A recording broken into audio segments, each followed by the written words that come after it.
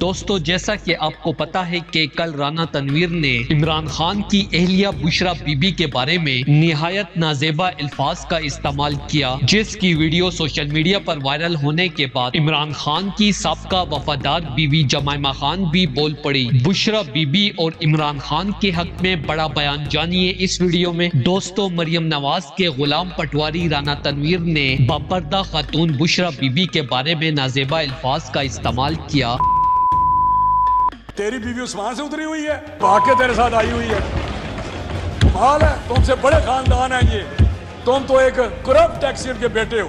جس پر جمائمہ خان شدید غصے میں آ گئی اور سوشل میڈیا پر اپنے ویڈیو پیغام میں رانا تنویر کو مخاطب کرتے ہوئے کہا کہ ان جاہل پٹواریوں نے میرے ساتھ بھی پاکستان میں یہی سلوک کیا تھا۔ کہ تمہاری اوقات کیا ہے، تم کدھر سے آئے ہو، کون تمہیں لا رہا ہے یہودی۔